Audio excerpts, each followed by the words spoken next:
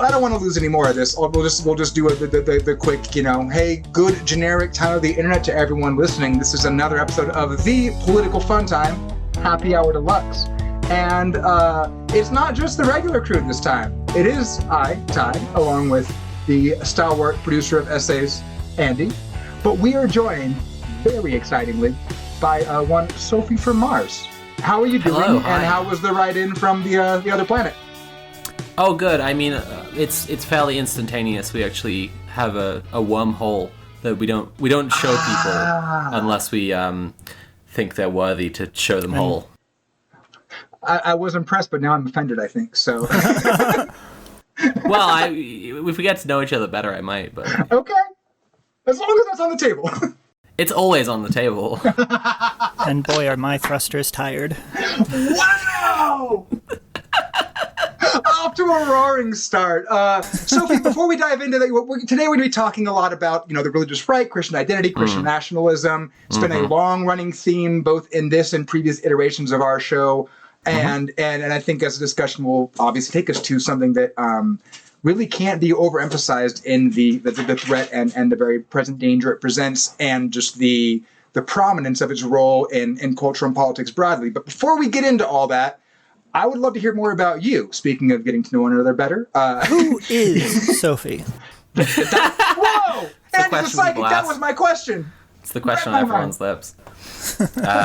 If people don't know, I make video essays and documentaries on YouTube. I have to make that distinction now because I made something so long I felt uncomfortable calling it a video essay anymore, and it was called Conspiracy on the Left, and it documented the comings and goings of some of the communists on planet Earth with the fewest wrinkles in their brain yet encountered, who were defending Russia's invasion of Ukraine, spreading a lot weird COVID shit, promoting ivermectin, all sorts of just delightful, materialist positions, basically.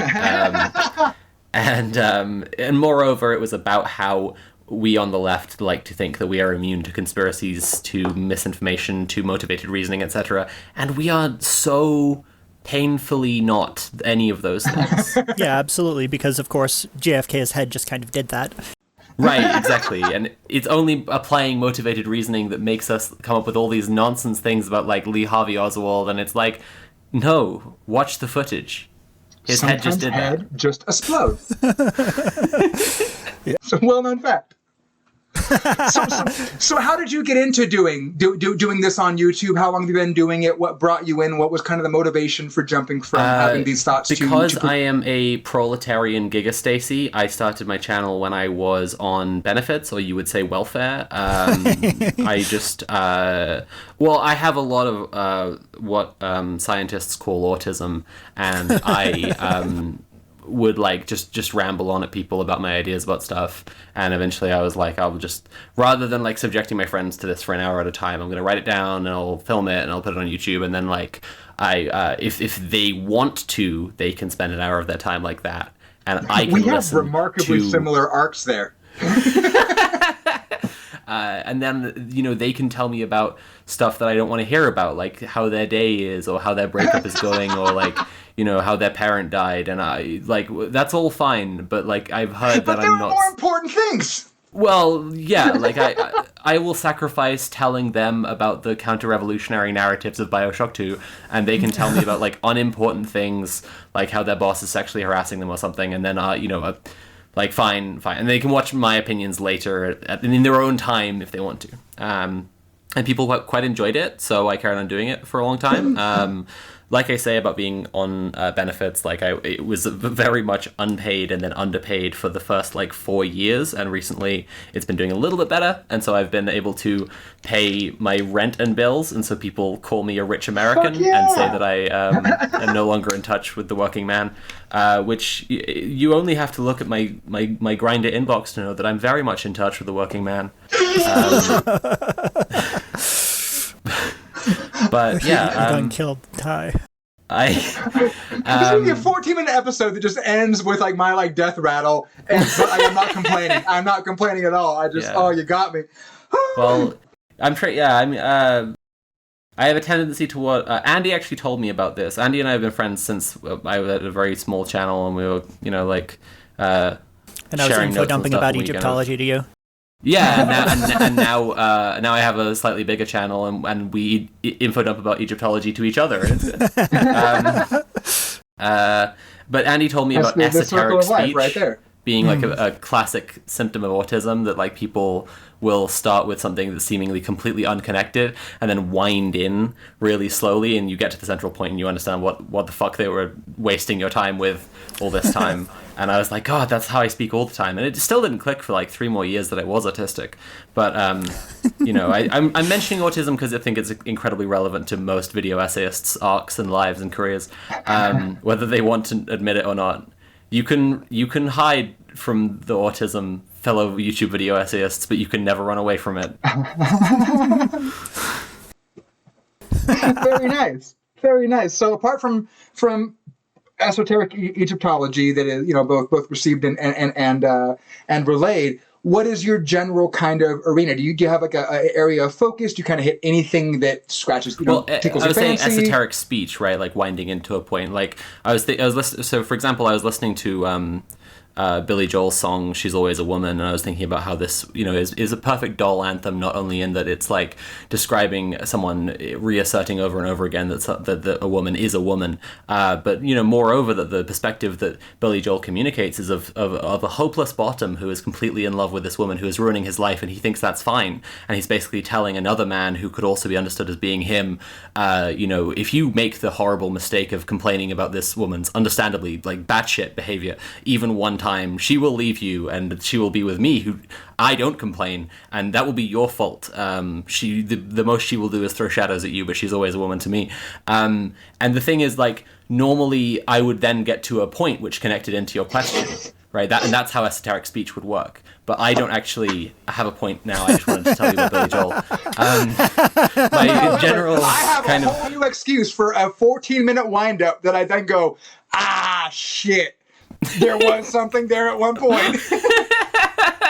I'd say my arena is in philosophy and politics primarily, and I often, in a kind of Žižekian way, like to use media to communicate that, and it serves well for the YouTube algorithm because people want like your hot takes about a video game or whatever. And so, for example, right now I'm working on, it'll be out probably by the time this podcast is out, a video about Ye West and the fascists who love him. It's called Ye West and the fascists who love him, and it's like I want to make points about the state of anti-fascism and the state of reactive leftism and how we're on the back foot, and make analyses of these kinds of dynamics. And it's like, well, this is happening right now. People will watch a video about Ye West, so it's a perfect time to get those thoughts across. That's the kind of arena I generally do my business in. And were you always this kind of proletarian heroine, or did your politics come here over time? What was your kind of starting point, and is what you do now kind of a reflection of growth within that kind of venue? I wasn't always proletarian. I was born into a family who are CIA intelligence operatives. My father founded the Satanic Temple of Set. My understanding is that we don't reveal these things. I thought we this was true, okay, but we lied about cut that it. Okay. No, I don't edit it. No, you overestimate my willingness to go back and edit these things. He does a quick triple speed listen through for piss sounds to enhance them and master them. But besides that, it's just straight through. One time, Andy sent me a voice message that was imitating one of the guys from Conspiracy, like one of the guys who are covering Conspiracy on the Left. There's the clip where he goes like, "It's piss? No!" It's blowing his mind that squirt is pee. And Andy sent me a voice message that just went, "It's piss? Based." And I sent back a voice message. I sent back a note where I went, "It's piss," and then it was like a solid minute of like the sounds of me gulping a full glass of water, and then at the end going,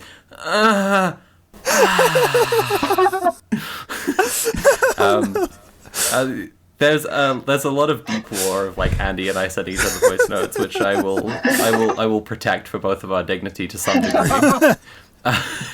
Only to some degree. And that is part of the rubric of protecting our dignity, is what you just heard. I usually take those, remove all the context, and then wait till the end of the episode, give it like a 10-second lag, and say, okay, if you're still around, you get to hear Brent piss in the background. Like, congratulations. Only for real heads. So my politics. I mean, no one is born a perfect dialectical materialist machine except for Caleb Maupin, and I distracted myself with my own joke. I was a liberal. I think I have a somewhat H.P. Lovecraft arc in being a horrific shut-in, completely crippled by anxiety and a fear about the outside world and strangers for the first 20-odd years. And then I spent about 3 years being like, hey, communism is actually pretty fucking cool. And then I was like, oh, I'm a girl, and now I can go out and talk to people. So now I go out and talk to people and tell them communism is cool. And that's probably the fastest way I could explain my political arc. Well, that is well articulated. That really a lot in a little right there. Yeah. Oh. Oh my God! That's what I am for. Going to make any progress. You're just killing me this whole way through. So you know what's not funny? Fucking Christians. One time at work, I made a joke offhand. Somebody's quoted whoever it was. That's funny. I don't care who you are. And I said, it's not funny if you're a Mormon. And somebody else said, well, what's wrong with Mormons? I said, oh, they don't have a sense of humor. And 2 separate Mormons walked up to me telling me it was inappropriate. And everybody else laughed. Yeah, including because you were a fucking spook, and Mormons are massively overrepresented in the intelligence community. Yes, that's true. But also, they really proved the fucking point, or your point, by coming up to you afterwards and saying that wasn't funny. No, that reminds me, I have a German ex, and she once told me how many Germans does it take to change a light bulb. 1, we are very efficient and our jokes aren't funny. That's awesome. Yeah. That's fucking awesome.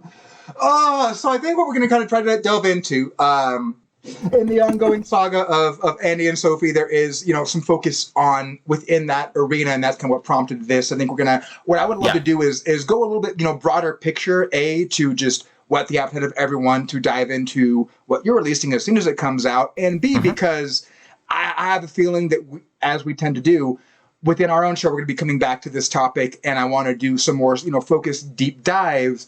But generally, I was hoping we could kind of just talk through the big picture, both just to kind of put all the pieces on the table, and to, before getting into more specifics and diving down more kind of focused rabbit trails in the future, to lay out what I think we all are going to mostly agree on and feel to a similar degree of urgency, that it is, you don't have to be like cringe Reddit atheist, bro, and you shouldn't be that or any, amalgamation of, to understand that, like, hey, religion, and particularly in our context,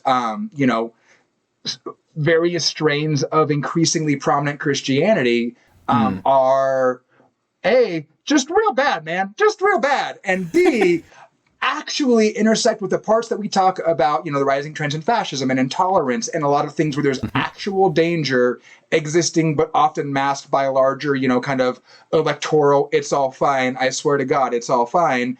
I want to explore kind of, where the limits of that are, maybe kind of define some of what we all think about that. And Andi raised a great point that I think would be a great launching off point, but also maybe just us as Yankees, a bit of a bone to pick. And there's this one of all the problematic exports of the island kingdom over there. Puritans really seem to be the one with one of the nastier legacies that we're all still dealing with. And even though they don't wear the funny buckle hats anymore or whatever, it is so present, and the legacy of that so real. Andi, what was your kind of launching off point there with the Puritans and, big fucking quotes, freedom of religion? Oh, just that the whole concept of freedom as we know it is ultimately freedom from people like the Puritans, right? That the things that they want to do to society and do to the world is the opposite of what we consider to be freedom, right? And we don't talk about what they want. We just say freedom of religion to say that we're not doing what they're going to do. They can do that over there if they want, but they're not going to be able to push that onto us, right? And that is because Puritans are the earliest that I can identify, something that I would just call a fascist movement. It's aesthetics oriented. It is based on the purity of action. It is obsessively reactionary. The fucking English Civil War, like... Yep. Ever heard of it? Co-signing all of this, I think that's like... Yeah, the motion is this house regrets Puritanism, and I will entirely argue in prop. I think that it's crazy to me that we still have like statues of Cromwell. I don't care if he was significant in our fucking history. Like a guy who was instrumental in setting up the transatlantic slave trade and started the genocide of the Irish. Like, is not a guy to just have statues of outside Parliament. But if I got into like my grievances of what the UK celebrates politically, I would never stop. Yeah, no, I think Puritanism, and we learned it from watching you.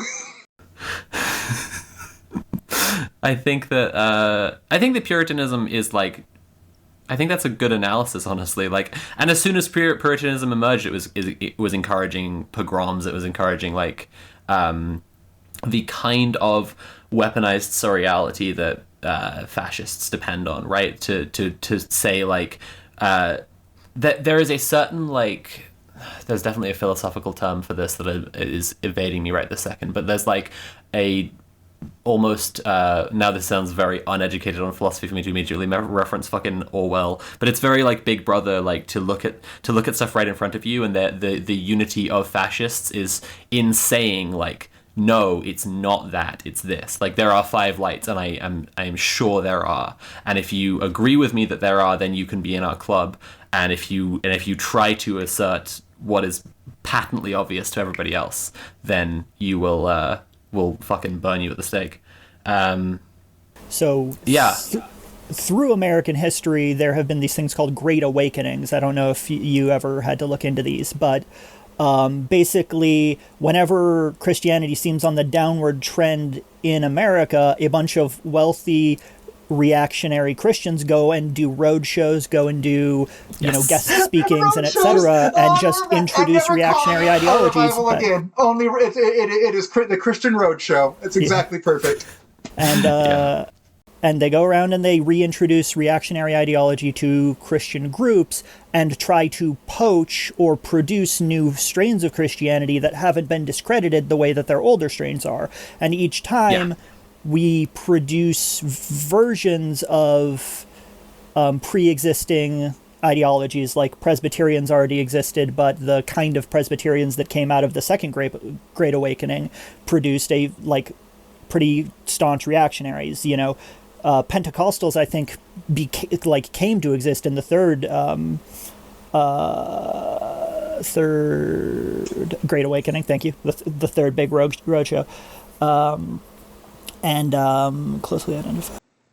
Well, and on the Pentecostal thing, I think that's it is that intersection at that kind of spatio-temporal particular, a particular space in time is part of why that it will, both in evangelicalism particularly, but more broadly, that charismatic and Pentecostal thread, torn straight out of the book of Acts, and the Holy Spirit speaking like immediately after the death of Jesus, being reinserted into that Second Great Awakening, that leads to that, I think really bridges the gap between a very authoritarian and doctrinaire power as exercised by Puritans and other folks, and even as you point to, like within Presbyterianism, as it is more unified and centralized. But that Pentecostal bit, I think, it does this really interesting thing in kind of navigating between the cognitive dissonance of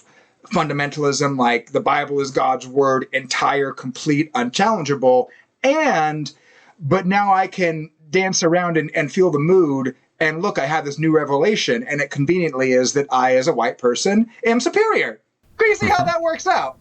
But that Pentecostalism thing, I think, can't be overemphasized because that is such it is reinserted in the history of the church largely in that 19th century Great Awakening American context. And I'm sorry, Andy, I cut you off. I just wanted to tag that for later because that is, I think, way more influential than it necessarily appears at first blush as just a resurgence of people dancing and speaking in tongues, but not in a sinful way. I can see why you're Andy's friend. We've gotten into the weeds so fast. Because we're all fucking nerds, but we like it.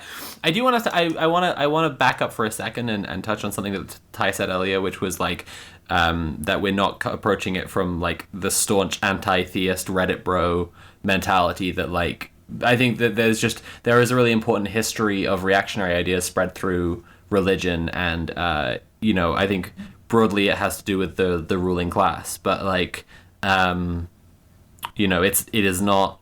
I do hear a lot of people who will still just say like the problem is religion, and it's like the problem isn't religion. It's not like it's been used as a tool to create a lot of problems, but like it's also so many religions have a radical history, and I think like actually being able to dissect what's different about that is yes. Exactly where you can see the movements of shit like this happening. Yes.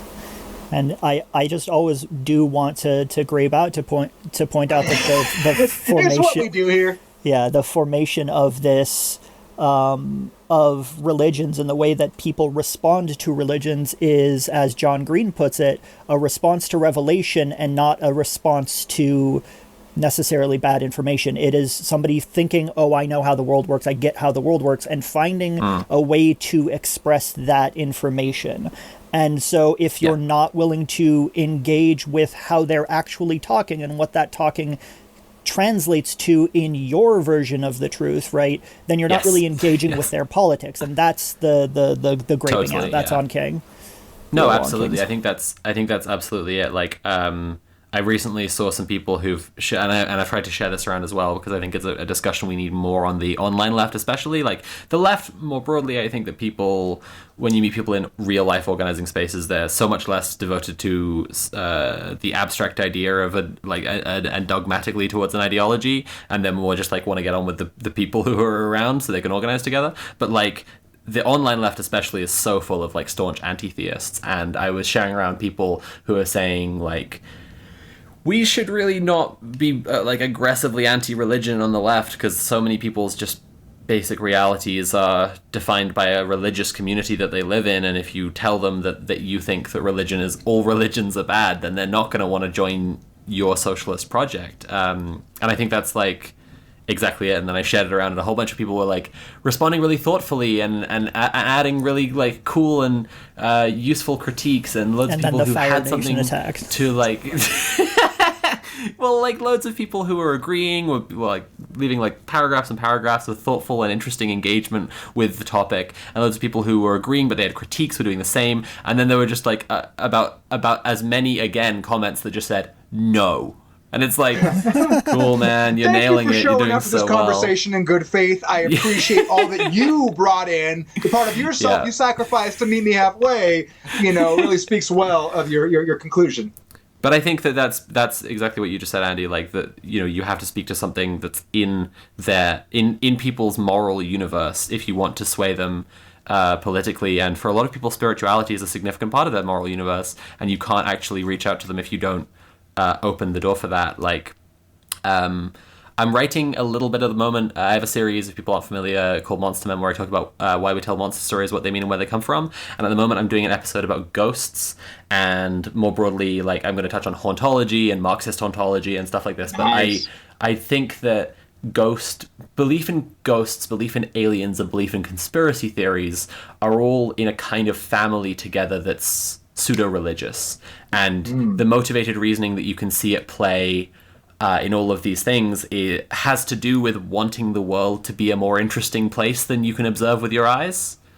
And like and engaging with what religion formerly promised, as that has become, less favored and less central and less enforced, to just acknowledge the greater than the individual, the expanse beyond a soul, a single person's life, etc. I think that's really, really insightful, but often is glossed as just pseudo-religious as a descriptor, but not actually reflecting a very similar human dynamic underlying it in a different context of time and culture. And my notes at the moment describe belief in ghosts and belief in aliens respectively as a sort of religion of the past and religion of the future. Like, belief in ghosts is kind of that you, on some level, think that the past will hold the present to account because the past has some ability to come back and haunt people. Belief in aliens is this entire, like, epistemological framework that suggests that there is contact with aliens that is being withheld from us, and if you're of the more conspiratorial bent, then you go into a whole thing about the New World Order, and like maybe there are good aliens and bad aliens, and it all becomes like a mirror of like evangelical belief, but using the Anunnaki instead of like seraphim or whatever. But I'm being entirely serious. That's what they do. Sorry, would this be a good time to introduce the concept of pyramidology? In a moment, it definitely would. It would be so good in a moment. But I just wanted to say, like, strike this from the record. Not all ufologists are conspiracy theorists. Plenty of ufologists believe aliens exist. They might even believe that we are having the knowledge of aliens deliberately withheld from us by a system, but they don't have the kind of drive of belief to go into like, and it's George Soros doing that or whatever, and all the like sinister implications. They just want to believe within a framework that is a defensible kind of context, rather than having to invent from whole cloth or prefigured narratives to then take it to the degree that is at least one, if not 1,000 steps further than what you can reasonably and actually engage with, and say, hey man, if there are weird lights in the sky, maybe we're thinking about not going, there's a weird light, I don't know what it is, I don't understand planes, and therefore George Soros. But my point is, whether you are conspiratorially minded or not within the ufology community, your belief is motivated by wanting the world to be a more interesting place than it is, and it constitutes this kind of religion of the future, because no matter what else you believe about aliens, you do believe at some point in the future we will have a broader scale contact as a species with another species, and they will elevate our consciousness in some way, or they'll be evil and they'll just destroy us, right? And so it's like, in the same way that ghosts are the past holding the present to account, aliens is the future holding the present to account. It's very like Pascal's wager. If we work to be nice to the aliens now, they will be nice to us, and if you waste your time on unimportant things like Marvin doing the your dishes and paying your bills, then the aliens will eliminate you. A Pascalian wager, you could say. I'm sorry. It was terrible, and I couldn't resist. I'm weak. The spirit is willing, but the flesh is weak. But as we know, one of the greatest things that aliens ever did for the planet Earth was put the pyramids there. So Andy, why don't you tell me about the pyramids?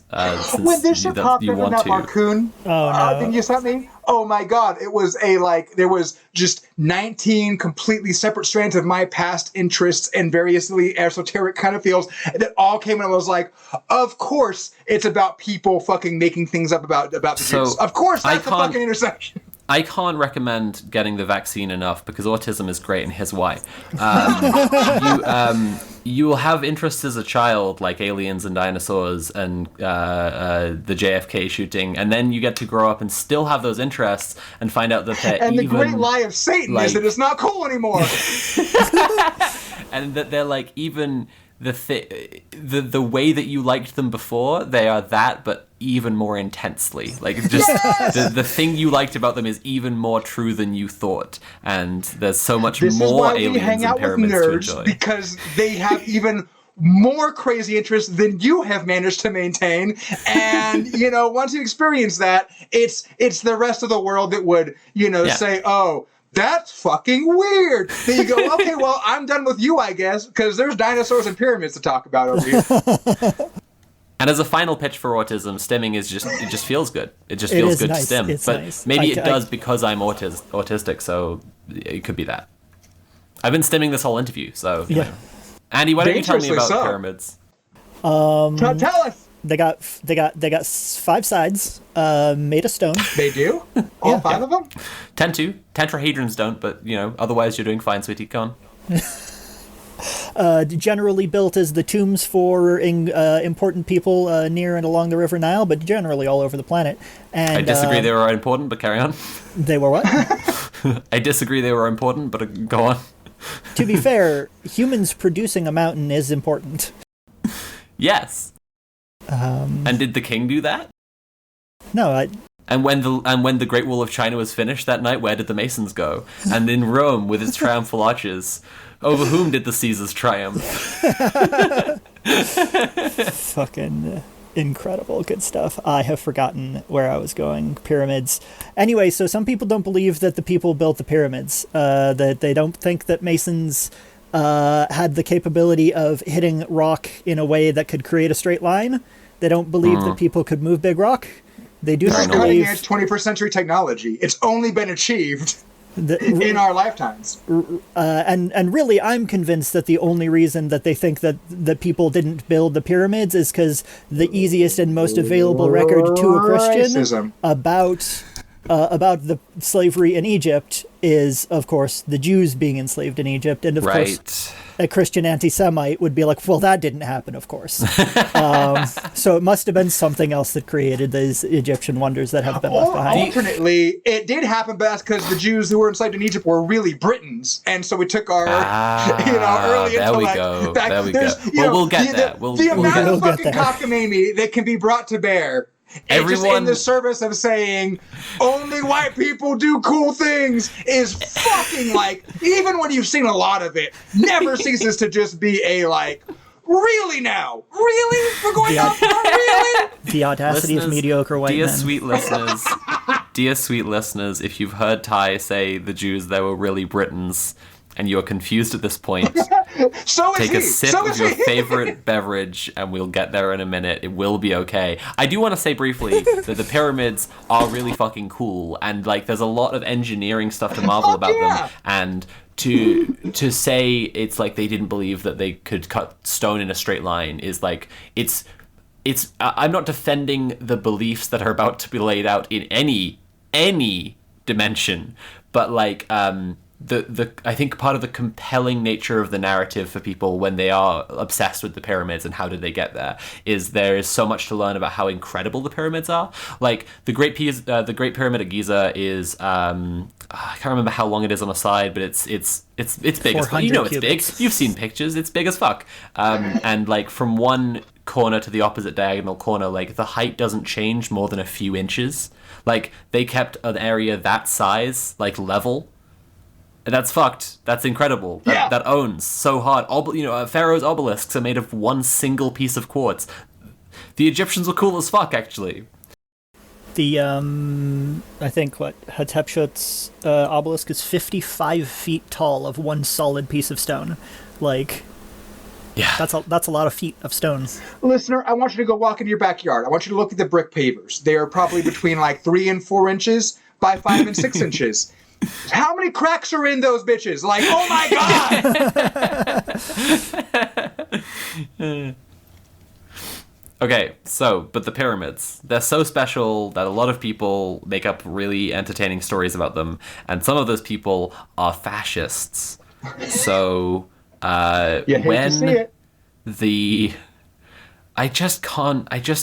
it's demoralizing to try to explain that the ideology that's overtaken the most powerful nation on earth is based on the curse of the mummy. It's actually quite demoralizing.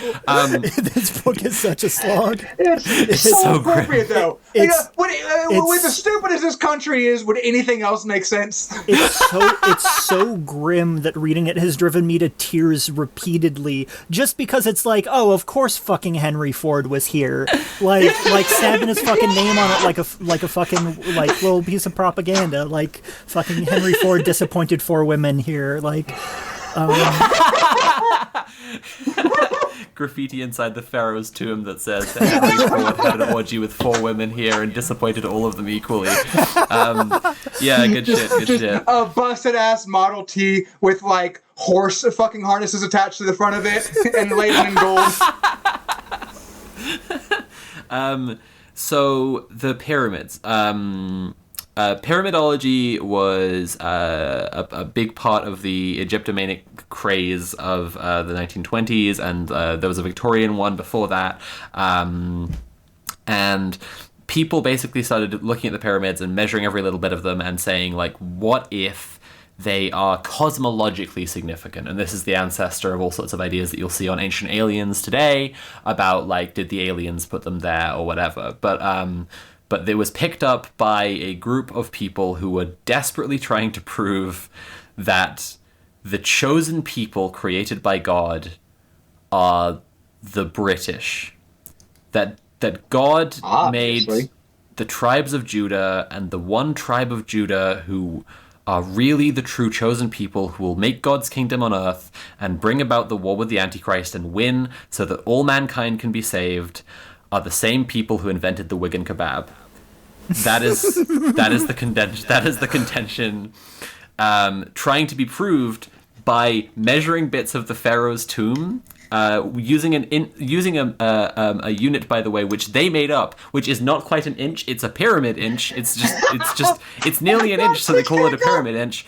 And if you measure in pyramid inches and you convert those to years, then there are things at the different milestones that they can then convert into, like, a biblical literalist prophetic history of mankind, which, and to be clear, conveniently this is trafe.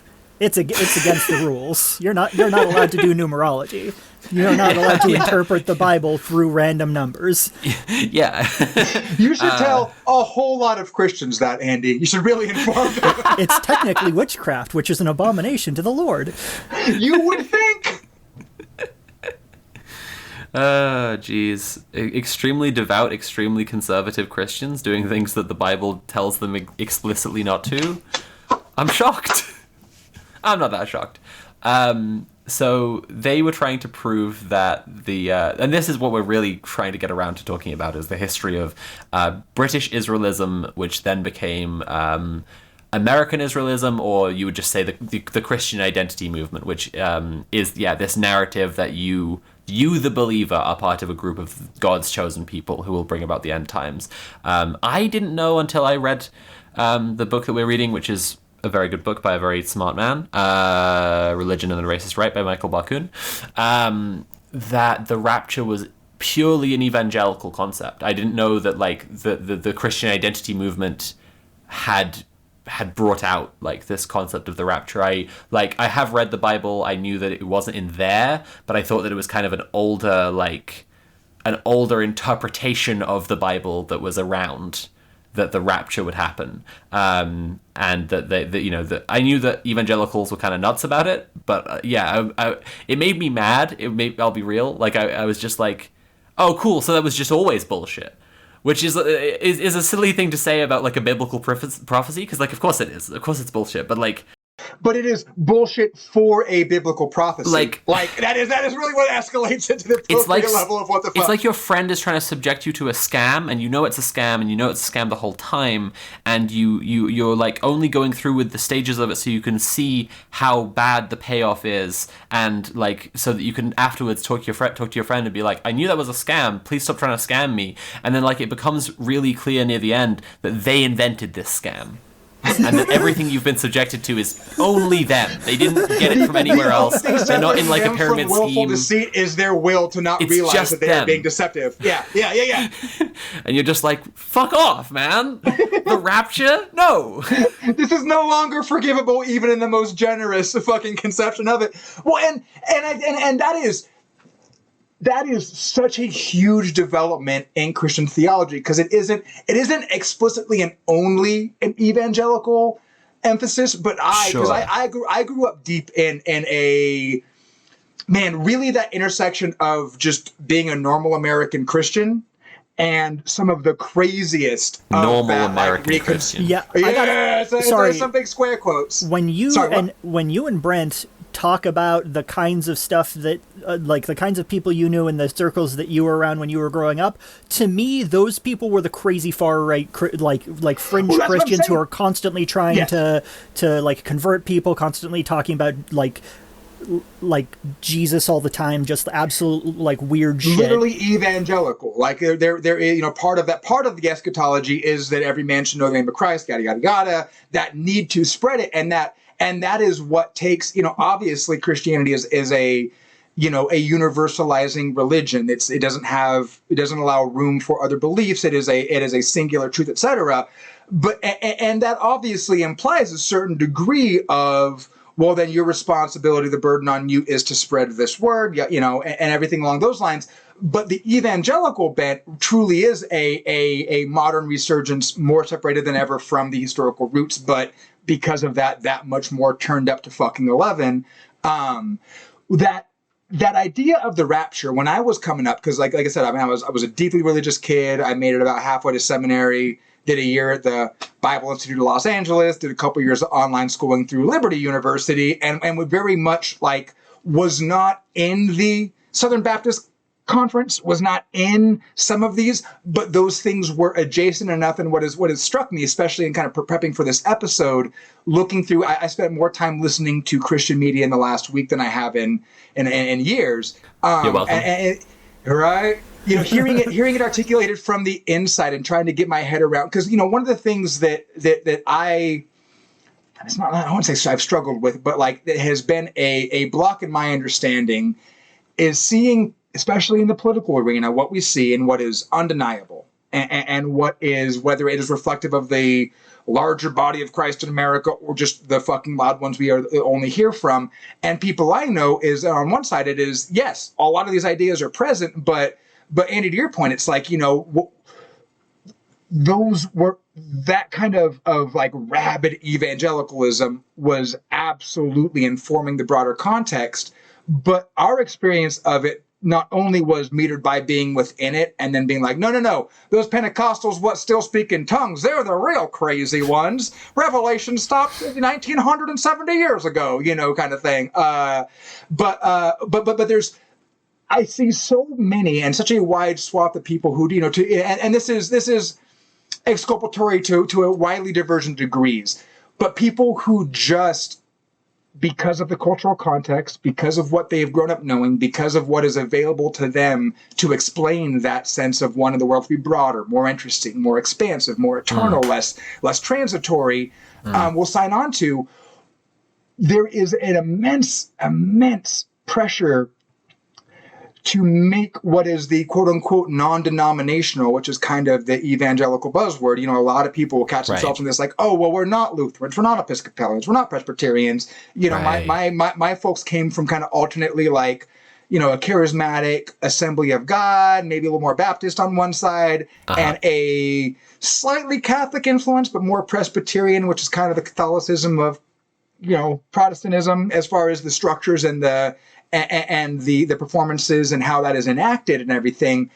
But there were a ton of people who, in a lot of ways, I thought fit what much more mainline American Protestantism in a not necessarily evangelical sense. And in reading through a lot of this, I'm realizing how much that one belief. I was obsessed with the rapture as a kid. I grew up in the era of the Left Behind series, and I had the Tim LaHaye Prophecy Bible that was, the theological co-author on that, and was really into what did Daniel say about this and how do you interpret that, and can we properly blah, blah, blah, blah, blah, blah.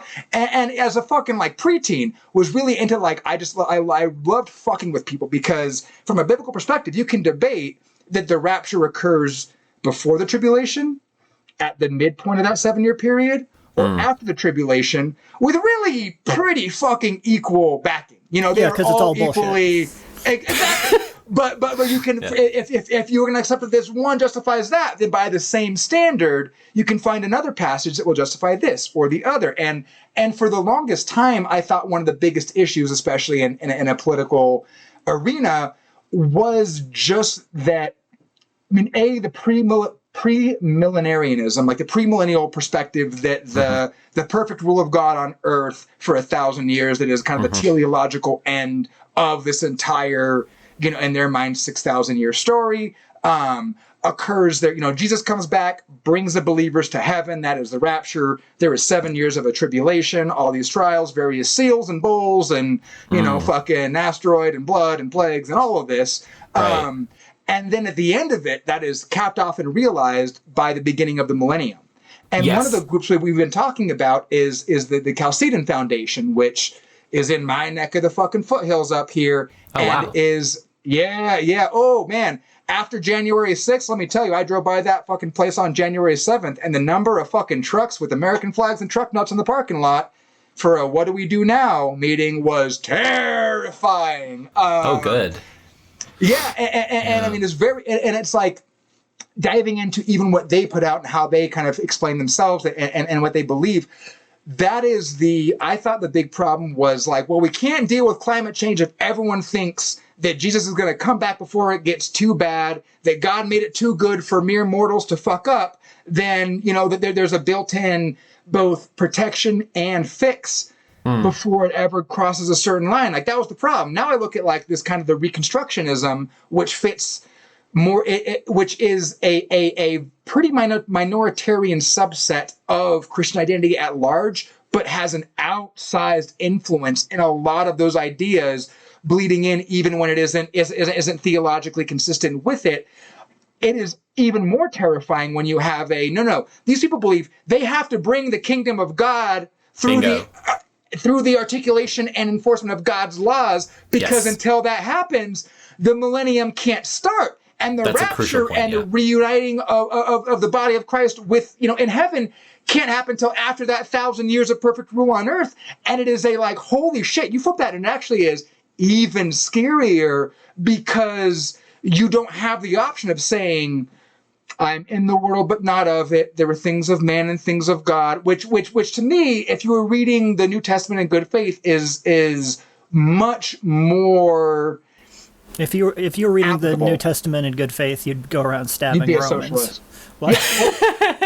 Although, because there is that current there, and that was specifically rebuked by Jesus in Gethsemane. Simon the Zealot, like Simon Peter, who the church was founded on, he cut the ear off of one of the fucking centurions. Jesus healed it and told him, "No, bad apostle, no knives." And even that is if you took it seriously, then and that's why Jesus fucking was church cringe. of the AR-15 wouldn't exist either. So I agree with you, but that is something that is, I think, overemphasized, and I'm hesitant to even give much leeway to, because even that kind of pacifist route is more emphasized than is recognized. But sorry, I've been cutting off for multiple minutes. Andy. Yeah, Andy really wants to get some points in. But before she does, I need to say that when you said... I ramble and then say, Andy, say something that makes it sound like what I was saying was intelligent and coherent and you were actually applying to it, and that's how we have a podcast. Yeah, it's good. I only want to say that when you said the larger body of Christ, it's also known as being in the pocket of Big Wafer. Please carry on.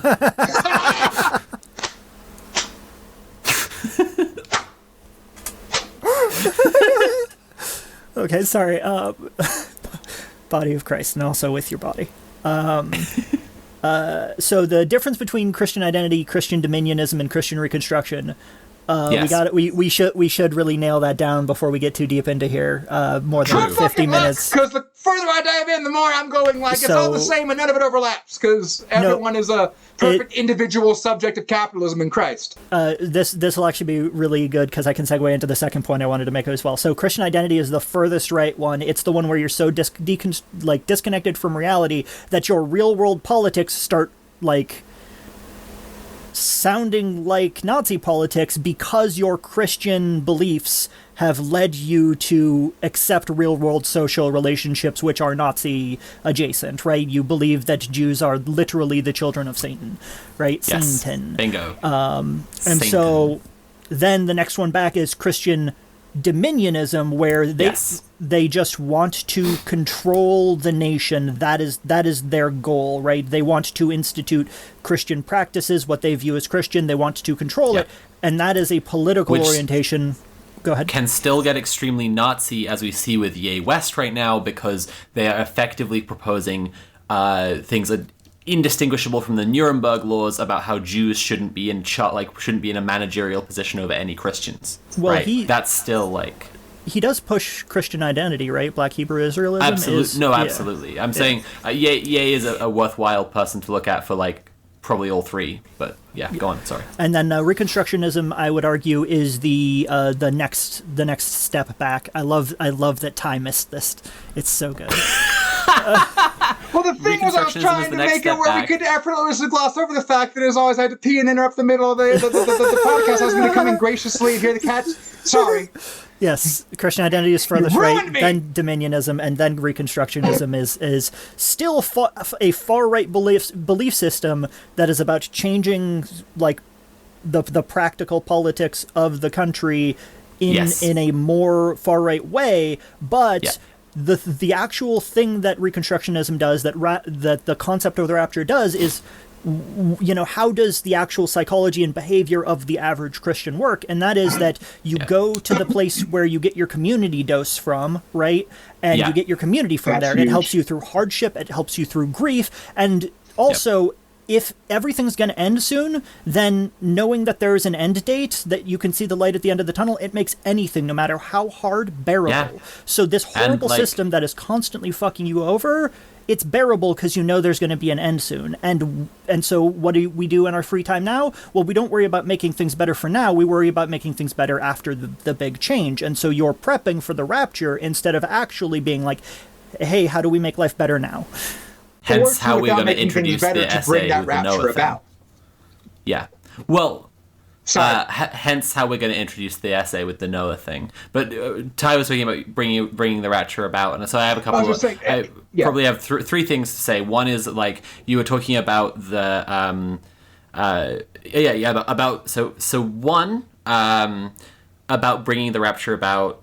The other thing that I was going to say, based on what Ty was saying earlier, was to do with the possibility that the prophecy is over, but maybe that'll tie in, actually.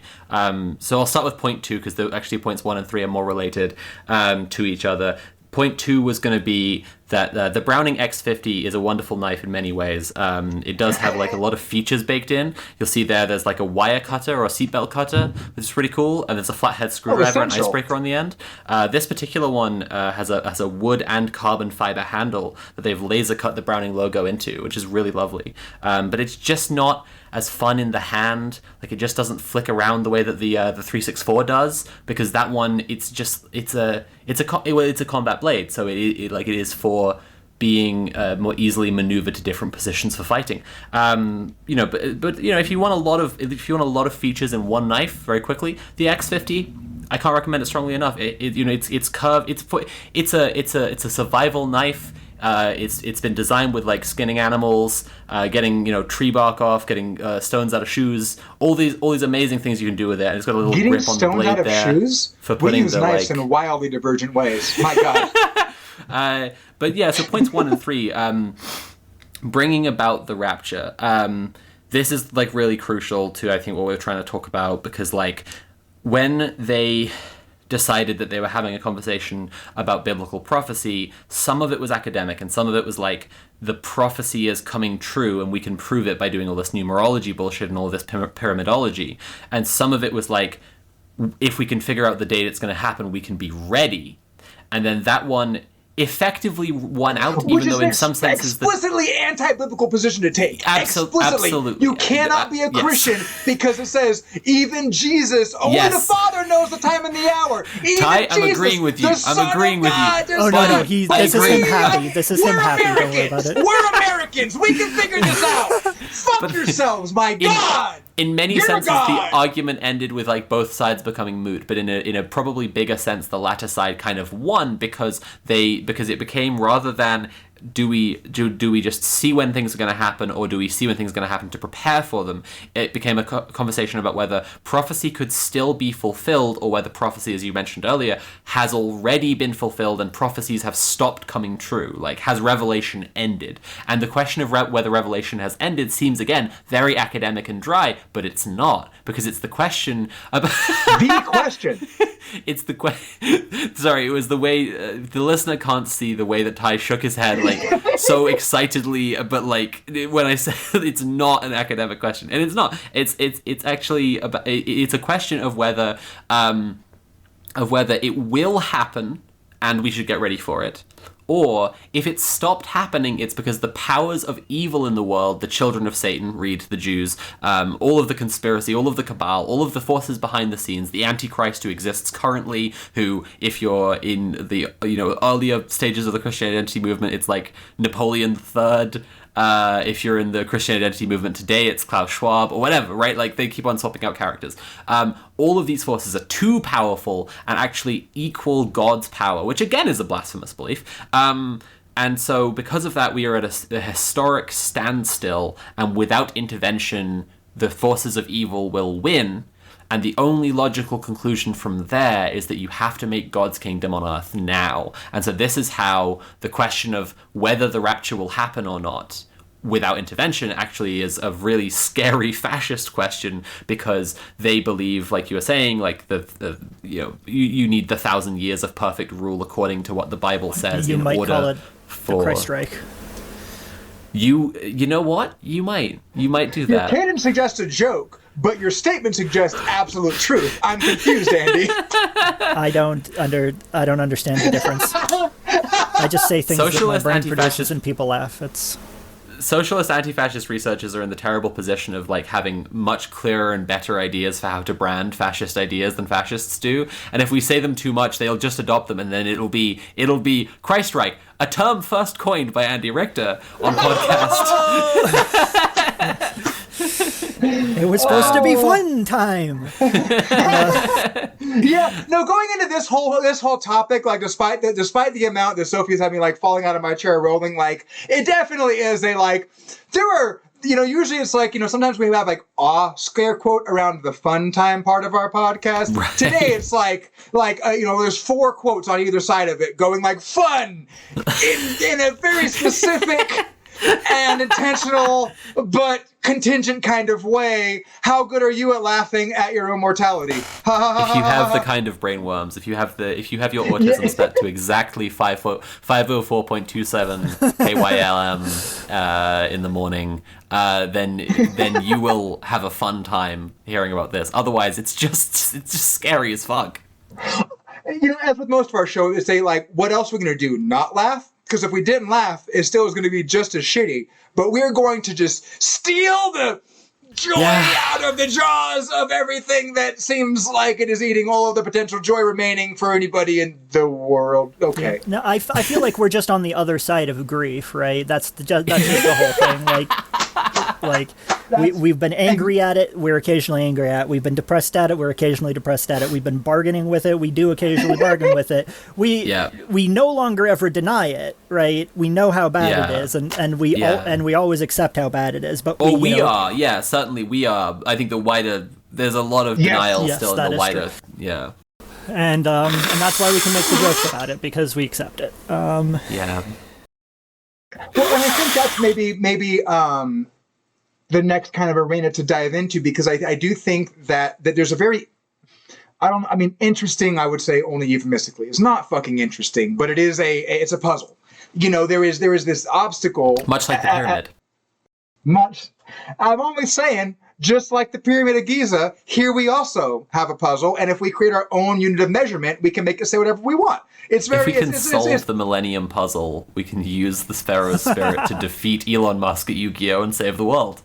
That should be stupider and more disconnected than it is, because that's actually about 5 degrees on 2 words different than the actual thing. They're the people who have some of the most power and the most momentum in the U.S. for sure, but globally they are basically saying the Yu-Gi-Oh! Spirit something Ghost of Jesus. But I think that's one of the biggest problems that kind of, I think, speaks to a lot of the other challenges as well is this, even normies are normies who would break good but are caught in some normie traps would still largely, I think, agree with, more often than not, America is a Christian nation. Yeah, probably because you're giving it a lot of, glossing over the thought, and that has been so heavily and thoroughly propagandized, but also that when you talk, about religion generally, people are obviously defensive. When you talk about these excesses of religion here, people who you are not talking about do do take offense at it just by naming Christianity in the broader bit, when you would think that if that's your sincere belief, this is about your relationship with the Savior, God of the universe, you would be on board with the condemning of people who are twisting and abusing that message to very unchristian ends. But we don't see that. The same way that when we have, over the last several years been like, hey, here's what they say fascism is. Here's what we are seeing. Is it a 1-to-1? No. But it is a 0.99 to 101. That ratio was enough to give me a lot of fucking pause. What you just said, that 0.99 to 1.0, like, you pull up the fascism rubric and you're like, okay, is this person saying the enemies are both strong and weak? Yes. And you can be like, well, look, they're doing that right here. They never say our enemies are strong and weak as one word, but here they say the enemies are strong. Here they say the same people are weak, right? Here they say they are everywhere. Here they say they are insidious and you cannot see them normally, right? Etc. And this contradiction, the actual thing that we're looking at is informing somebody in a way to produce anxiety and fear, because you hear one thing, you hear something that contradicts it, but you don't have enough information because they'll never give you enough information, right? And so if you hear two different things and you don't know well enough to choose one or the other, you'll just get anxious about that. And that's what the purpose of this rhetoric is. The purpose of focusing on heroism is to convince people to die heroes. I put it in the notes, is that a lot of reactionary Christian. Never mind. A lot of reactionary Christians want to be persecuted because dying as a martyr is easier than living as a saint, right? Yes. Which is true in the broader sense. Like, it is easier to die for something than to live for something, because there's a finality, there's a singular moment, et cetera, et cetera. But that also is, and I don't think that this can be overemphasized, too much. Even where I came from, and again, obviously, Andy, I don't disagree that, like, what Brett and I talk about, what we came up in, like, that is far right, crazy Christian nonsense. It just is. My only point being that is way more typical of way more Christians than the extremity of the position would suggest. But at the same time, I remember a lot, especially like junior high and the first part after high school, like the legend of Columbine. Oh, do you believe in God? She said yes. Seems to be apocryphal, seems not be what happened. But I would go off to Christian summer camp. There'd be breakout sessions about how bad it is to listen to Marilyn Manson. But it all came back to if someone had a shotgun to your head, would you, 11-year-old, have the courage to say I believe in God and get your brains blown out? And books on this. And obviously that worked really, really well into a lot of that late 90s, early aughts neocon. Look what they're doing in China. They're killing the Christians. This might turn out to be a bigger question that derails the entire episode. But how dare as you? A British person, as a British person, I observe from afar your like culture of mass murdering school children, and I hate children, so I applaud it. But I am like quite. I am like something that it occurs to me quite often. That I don't know if I have a basis in saying, and I kind of would like to like run it by you and see if it seems politically true, or if you can kind of back it up, or if I'm just like full of shit, which is fine, because I just genuinely want to read on this. Is like there is so much focus by people like Alex Jones on mass shootings, and the model at play really seems like it's the same model as stochastic terror, that they are highlighting acts of people going on shooting sprees, and then despite the fact that they are publicly and loudly disavowing it and saying how terrible it is, saying that it's a false flag, saying that the globalists did this or whatever, it's all part of a project actually to inspire people to do exactly that if they listen to it. Like, in a way that it feels hard to explain when I'm saying that, but at the same time, like, the presence of people, especially when you then look into some of the most of the most famous mass shootings, and it's just like, oh, this guy actually just was a white supremacist or a extremely far right Christian or whatever. Like, it feels like there is a feedback loop here where people like Alex Jones talk about mass shootings and more of them happen. We got. But yeah, so I mean, is that true? I don't know if that's like complete misread. I think that what's happening is that the acephaly and the headlessness of the right wing's actual behavior pattern of the way that the Great Awakening works, of the way, and I would argue that Christian identity would be part of the Fourth Great Awakening.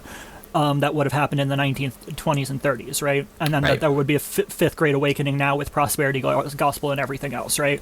Yeah. Well, now like mid 70s till now, it's like that 50-year period would be the most recent one, but I do think that the roots of it do definitely stretch at least that far in its current iteration. Yeah, and so what we end up seeing is that they're constantly, the stochasticism, the first time somebody does violence, it's not when they pull the trigger, it's not when they throw the punch, it's in their head, right? Potentially somebody did it to them in the first place, and then in their head they would do it back, or they would fight back immediately, right? But when people go to do school shootings, they will have seen it before, they will have thought about it before, etc., right? And so but that's not the only kind of violence that the right wing supports and needs, right? And so every time a right wing person says that a woman needs to be obedient to her father or husband, right? Every single time, that is ultimately pushing some people into being angry enough to strike their daughter or wife, right? Of course. And so pre-justifying that action so that whatever obstacle they had to crossing that fucking Rubicon is now removed and it is turned into righteousness. I think the first time I was familiar with this concept, Nat was talking to me about the Israeli genocide of Palestinians, and she said that an Israeli politician, it might have been Golda Meir, I'm not sure, had used the phrase a preemptive counterattack. Yes! And that's what stuck with me. Speaking of fucking Orwellian shit. It is very much George Orwell 1967 Animal Crossing. No, that one's Heller and Catch 69. That's true.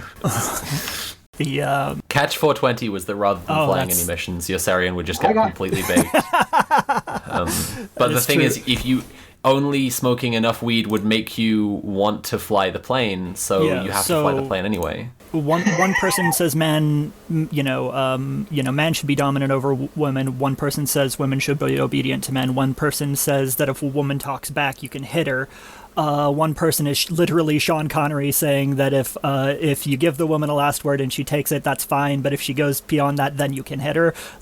These are literally teaching you the social script for when you're allowed to do violence to women. And so these different sources saying slightly different things, you said that the person who's in charge, according to them, changes, but it doesn't just change, it is actually potentially different from person to person, right?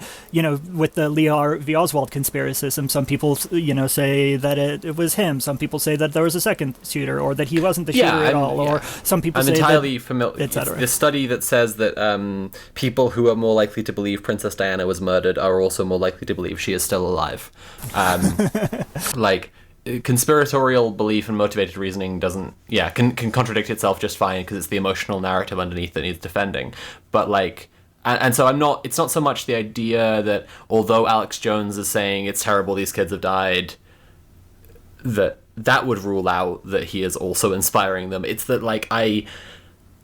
maybe I'm just falling prey to too much of the kind of absolute gibberish gray gruel that the mainstream media puts out, that it's a conversation about mental health and a conversation about gun control rather than a conversation about what ideology is clearly feeding this. But I'm what ideology is clearly feeding this? Because to me it feels like it ties into the same project.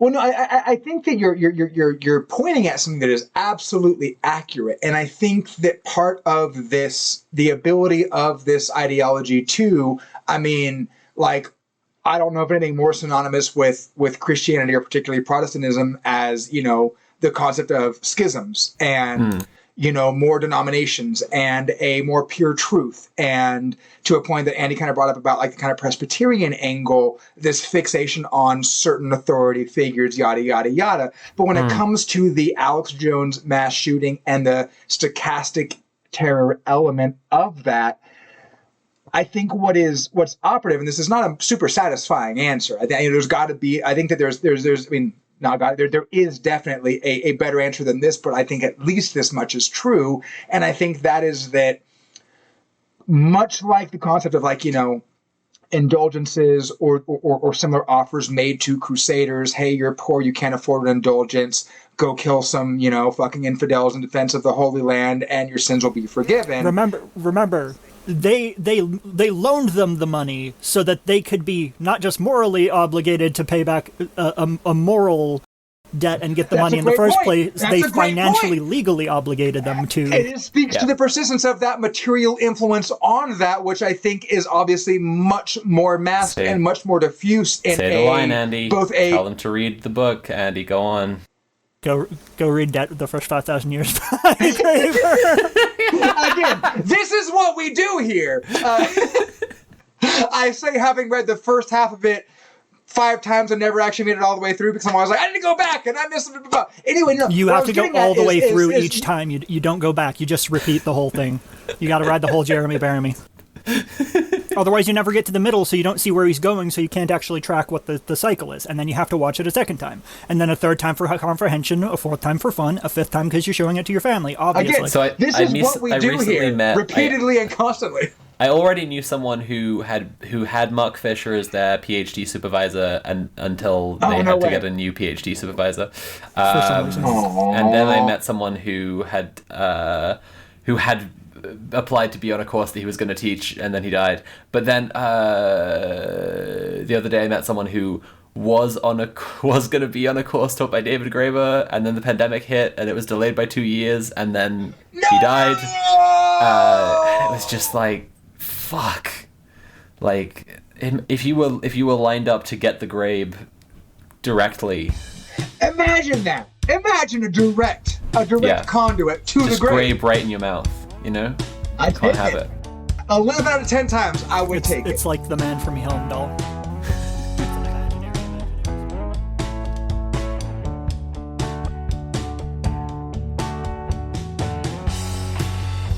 There's much more with Sophie, and we'll be back with the rest of the conversation, plus some news from the usual crew, next week.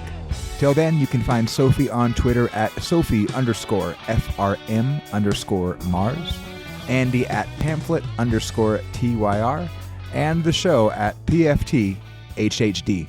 Till then.